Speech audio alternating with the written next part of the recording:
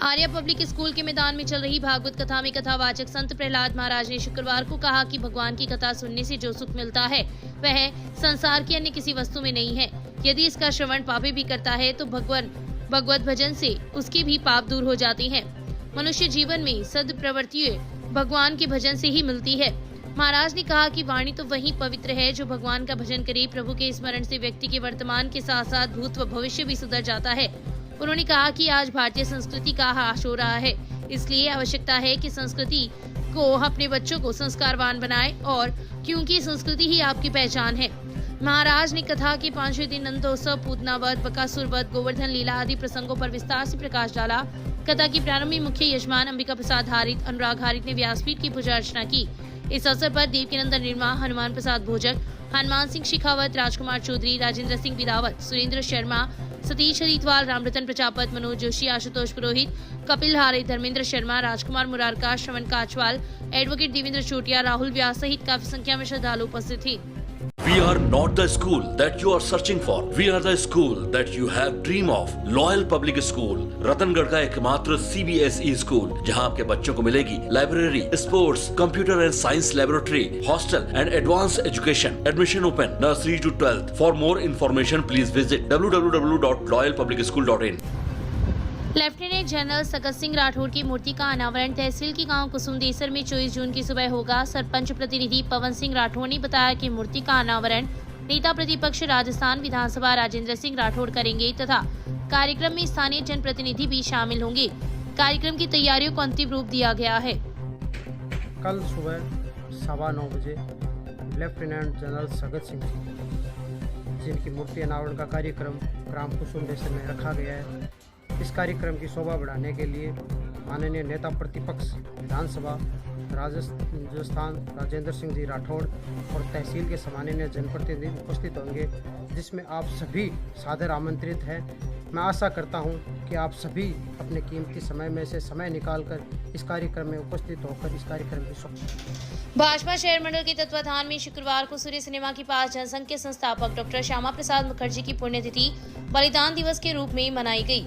शहर मंडल अध्यक्ष अरविंद इंदुरिया के नेतृत्व में हुए कार्यक्रम में डॉक्टर श्यामा प्रसाद मुखर्जी के चित्र के समक्ष पुष्पांजलि अर्पित कर उन्हें याद किया गया।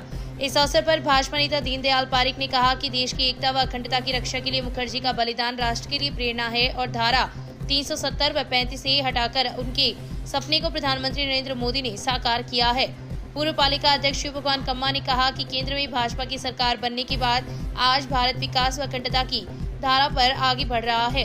भाजपा मंडल अध्यक्ष इंदुरिया ने कहा कि डॉक्टर मुखर्जी सांस्कृतिक राष्ट्रवाद के प्रमुख शिल्पकार थे, जिन्होंने सत्ता की लालसा के लिए नहीं बल्कि राष्ट्र पुनर्निर्माण के संकल्प को लेकर जनसंघ की स्थापना की थी। उनका मानना था कि विकास में जन भागीदारी की बिना कोई भी देश प्रगति नहीं कर सकता। कार्यक्रम को भाजपा नेता मदन लाल सैनी, भरत सैनी, मोहनलाल बबीरवाल, रमेश कुमार पारिक ने भी संबोधित किया। इस दौरान गीता प्रेस को गांधी शांति पुरस्कार के लिए चुने जाने पर कांग्रेस के नेता द्वारा दिए गए बयान पर आपत्ति जताते हुए कड़ी निंदा की गई। कार्यक्रम में पूर्व प्रदेश अध्यक्ष अशोक परनामी की माता दुर्गा देवी परनामी के निधन पर 2 मिनट का मौन रखकर दिवंगत आत्मा की शांति के लिए प्रार्थना की गई।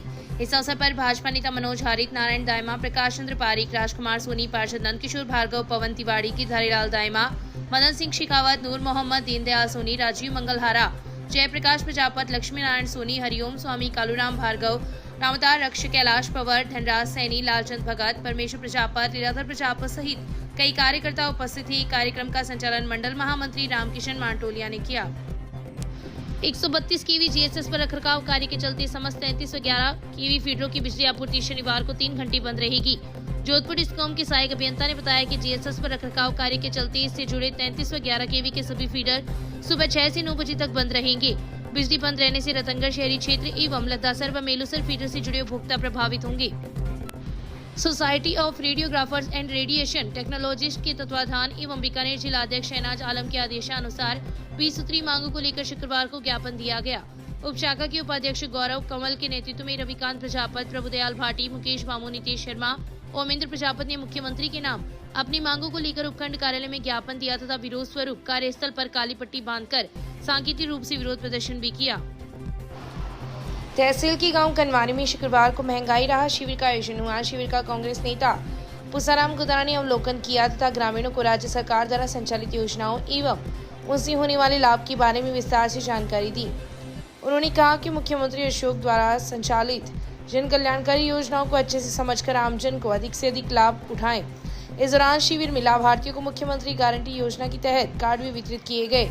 शिविर में तहसीलदार बजरंग लाल, पूर्व प्रधान गिधारीलाल बांगरवा, कांग्रेस नेता अरविंद चाकलान, बजरंग लाल मील, इंद्रचंद बाबर, रामकिशन भवरिया, बलाराम ढाका, दलीप कुमार सिहाग, सुखदेव राम मेघवाल, सुखाराम, किशोर मैया, हरलाडुरी सहित काफी संख्या में ग्रामीण जन उपस्थित थे। रेलवे विभाग में PWI के पद पर कार्यरत 57 वर्षीय कर्मचारी शुक्रवार को अपने ही क्वार्टर में बेहोशी की हालत में मिला। GRP पुलिस व रेलवे कर्मचारियों ने उसे जिला अस्पताल में भर्ती करवाया, जहां डॉक्टरों ने उसे मृत घोषित कर दिया। डॉक्टरों के अनुसार कर्मचारी की मौत प्रथम दृष्टया हृदयघात से होना बताया गया है। घटना को लेकर मृतक की पुत्री अंजलि की रिपोर्ट पर पुलिस ने मर्ग दर्ज कर शुक्रवार को लाश का पोस्टमार्टम करवाकर शव अंतिम संस्कार के लिए परिजनों को सुपुर्द कर दिया। अंजलि ने रिपोर्ट में लिखा है कि उसके पिता नवल यादव रेलवे में PWI के पद पर काम करते थे तथा क्वार्टर में अकेले ही रहते थे। शुक्रवार की सुबह जब उनके क्वार्टर का दरवाजा नहीं खुला तो रेलवे अधिकारियों को सूचना दी, जिस पर रेलवे अधिकारी व जवान क्वार्टर पर पहुंची तथा दरवाजा खोलकर देखा तो नवल कुमार बेहोशी की हालत में था। नवल कुमार को जिला अस्पताल लेकर आए, जहाँ पर डॉक्टरों ने उसे मृत घोषित कर दिया। शादी समारोह में भाग लेकर कार से छापर अपने घर जा रहे युवक की सड़क हादसे में मौत हो गई तथा कार में सवार 2 युवक गंभीर घायल हो गए, जिन्हें प्राथमिक उपचार के बाद हायर सेंटर रेफर कर दिया।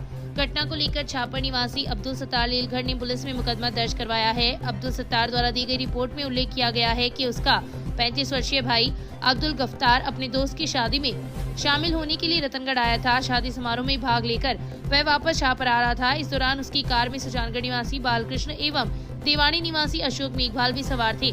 मेगा हाईवे पर गांव लोहा के पास सामने से आ रहे एक डंपर ने उसकी कार को टक्कर मार दी, जिससे कार में सवार तीनों युवक घायल हो गए।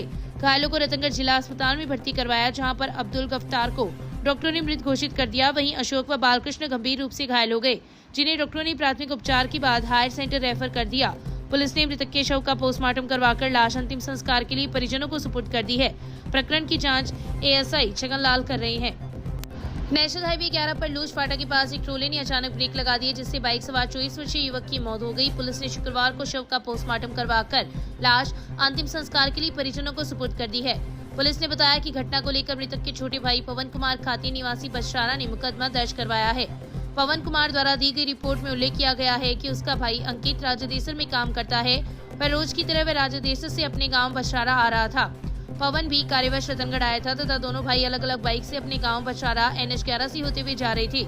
लूज फाटा के पास एक ट्रोला सड़क पर चल रहा था, जिसके चालक ने अचानक ब्रेक लगा दिए, जिससे अंकित की उससे टक्कर हो गई। मौके पर उपस्थित लोग अंकित को जिला अस्पताल लेकर आए, जहां पर डॉक्टरों ने उसे मृत घोषित कर दिया। पुलिस ने शव का पोस्टमार्टम करवाकर लाश अंतिम संस्कार के लिए परिजनों को सुपुर्द कर दी। प्रकरण की जाँच ASI छगन लाल कर रहे हैं। शुरू में नगरीय ढांचा सर्वेक्षण योजना की फीस 2017-22 से सभी वैधानिक नगरों का डिजिटाइजेशन कार्य किया जाना है, जिसके अंतर्गत शुरू में भी उक्त कार्य संपादित होगा। भारत सरकार के सांख्यिकी एवं कार्यक्रम क्रियान्वयन मंत्रालय द्वारा नगरीय ढांचा सर्वेक्षण योजना फेज 2017-22 में सभी वैधानिक नगरों का डिजिटाइजेशन कार्य किया जाना है, जिसके अंतर्गत शहर में भी उक्त कार्य किया जा रहा है। ये एक महत्वपूर्ण सर्वेक्षण है, जिसके द्वारा सामाजिक आर्थिक योजना के सर्वेक्षण कार्य के लिए फ्रेम तैयार होती है, जो कि नीति निर्माण में आवश्यक सहयोग प्रदान करती है। इस कार्य में दिनेश पालीवाल, गजेंद्र वर्मा कार्यरत हैं।